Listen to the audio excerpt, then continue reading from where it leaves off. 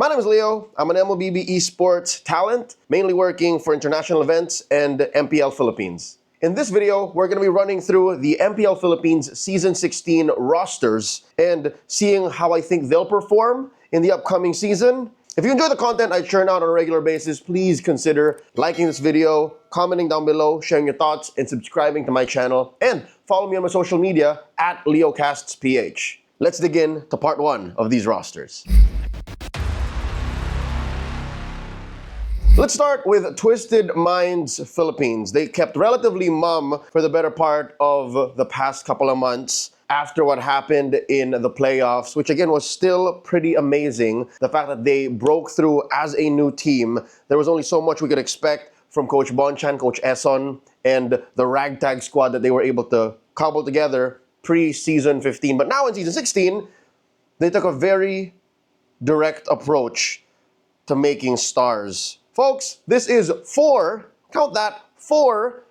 MDL Philippines champions taken from their original team and put into a roster to play around a singular player that is MP the King. You have mid, roam, gold, and EXP laners from the MDL making up Twisted Minds Philippines roster. Led by Coach Bonsan and Coach Eson, you have, as mentioned, their jungler MP the King, Nosya in gold, Sion in mid, Lanzo in the EXP, and Kaloy in Rome. They are former Onyx 9 Lives players, and I'm excited to see what they're going to do because, again, this is proof that there is a future in the MDL. I cannot tell you the amount of comments I've seen in my own personal social media and in the threads, in the discussion saying the MDL doesn't make sense. The MDL has no use. It's literally just the franchise is just playing around and you should return the quality. Ye of little faith. What do you mean? The MDL has no use. Literally, they got scouted out of their original roster, their own squad, and brought up to an international franchise. Again, Coach Bonchan is notorious for making these crazy things work. If I'm not mistaken, it was him that I heard in a personal conversation. He said this to my face. Leo, do you notice something about the teams that go back-to-back? Do you notice something about the teams that are very successful in the MPL? And he told this to me 4 or 5 years ago. He said, they're always a combination of veterans and new bloods and a clear direction. They always know how to change. They always know what to do to improve, to take the next step forward. And goddammit, Twisted Minds were on the right direction last season. It's just they didn't have enough time. But now, they took the better part of the past 2 or 3 months and have put together this squad, a very promising squad. I'm all for it. By the way, they moved Sensui over to the sub, the 6-man. That is a very valuable 6-man you have there. Multi-role, we know that he's willing to get his hands dirty and play roam, but again, at heart, he's still one of the better utility junglers in the game. So I'm all for it. Again, Twisted Minds, there's a reason why I opened with this one in this roster reaction series. I'm gonna rate and score these rosters on 2 scales. One is their threat level, how strong I think they'll be throughout Season 16. This may change and it might be in flux, but initially, I think I'll put this roster at 3 out of 5 stars as a threat level. Like, you gotta respect it. Again, this is the MDL champions alongside the veterancy of Coach Bon and Coach Eson, and then you're still building around a solid jungler in MP the King. Lanzo is no scrub either. Lanzo is an MPL vet. He has played for Minana Evos. So, threat level, 3 out of 5. And then Spice, though, I'm gonna add that second layer of a rating, their spice level, how spicy this roster is, how much they should be a must-watch, and how much I think they'll change the game.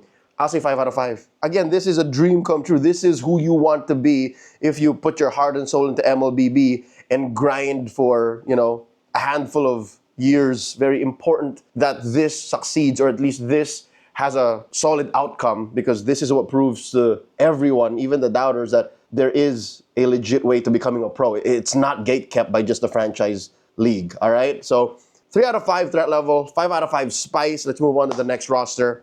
AP Bren. You see how I did that? You see how I'm going from an MDL squad now to a formerly mostly MDL squad, or they literally were. Look at season 15. But now, there's a couple of headlines circling around AP Bren. Number one, my boy Aqua is back. My boy Aqua, I'd say top 3 in the history of the goddamn game. One of the best technical and space-based mid laners that we've ever seen. This is an MPL champion you're looking at. This is an MSC champion you're looking at. And after his sabbatical, after his season-long break, he's back. He's here. I don't know what the conversation was. I don't know where they pulled him from, but I'm glad that he took the break and he's refreshed because eyes on Aqua. He was last seen in season 14, did not make it to the playoffs, finished the regular season at 7th, and that was the last we've seen of RSG. But not the last we've seen of Aqua. He's here, smack dab, right in the center of this roster, which also features Lord JM, formerly of TNC. We last saw him in season 15, finished 5 in groups. Again, as Renmar mentioned, TNC in 5, they finished 5th. But sadly, Lord JM was subbed. He was put on the bench more in the later half of season 15. And I guess he moved on. Him and the org, they both moved on, and I'm glad that he landed on his feet and found the House of Black and Yellow. We also have X Nova, again, another MDL success story here. He was a member of the RRQ Kaito championship winning squad in season 3 of MDL. He finished 3 and 4 in season 5 of MDL, the one that Onyx 9 Lives won. He is also a Seaball player, so he has rocked that Seaball jersey. He has brought our flag out to Riyadh, Saudi Arabia to play in the 2024 IESF World Esports Championships. I was there, and sadly they only finished 2nd. He is a silver medalist though, so still he made us very proud. It's just that roster was facing a stacked Malaysian roster, but this shows you that this kid has the chops. He has the experience, and he is definitely going to benefit this AP Bren squad that is very new. The only real players that stayed from the last iteration of AP Bren are Chove Skirt, their former mid laner, now a sub.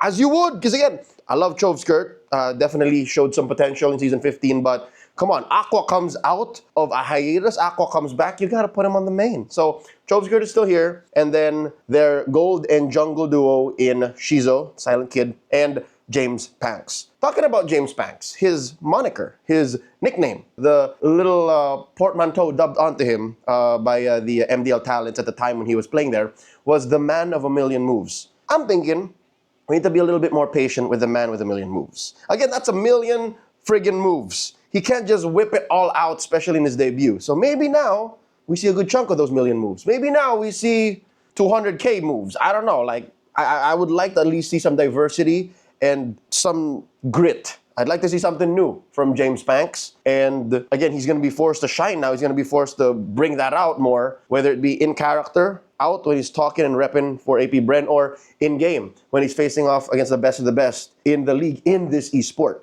And then, of course, they are led by Coach Jeff and Coach Baum. It'll be my first time seeing Coach Baum in action. Welcome to the MPL. And Coach Jeff, though, for those of you who don't know, he's been home for the better part of the year. He was last seen in MPL MY in season 14. So, nandito siya. He was here in season 15 with AP Bren. And I'll tell you now, he's grown as a coach because he's been working as an MLBB coach to a professional capacity for almost half a decade, maybe even more, but I did meet him at around that time. So the fact that AP Bren, the franchise, is putting their trust on Coach Jeff to lead this squad to make up for what happened in season 15, more power to you, Coach. I wish you guys the best. Threat level, I'll put this up slightly above Twisted Minds 3 out of 5. I'll give them a half point, 3.5 out of 5, because that's how much I love Aqua. Like, a lot of this is on Aqua, all right?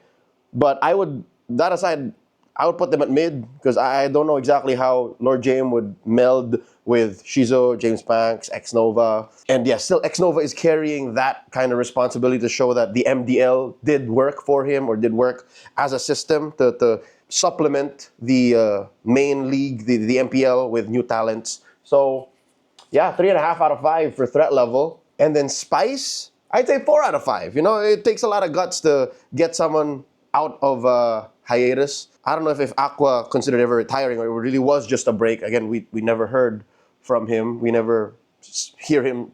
He never did say goodbye. So, you know, to have him come out of that break and then, you know, injecting some MDL, injecting some new members from other rosters, this is good. So I'd give it a 4 out of 5 on Spice level. That's my take on AP Bren. Definitely more optimistic than anything. Now, the third roster I want to talk about in this first part would be Falcons, Team Falcons PH, one half of the Titans of MLBB. Now, they only really made one major change. That is, they parted ways with their long-time sixth man, Pando. So secret, I'm a big fan of Vincent Unigo. That Xerxes-looking young man who, in the early days of this Trust the Process roster, was the main XP laner for then Bren Sports in Season 9. I'll tell you now, I was a day one Pando fan. So there was a part of me that kind of died when I saw him part ways with his brothers in arms.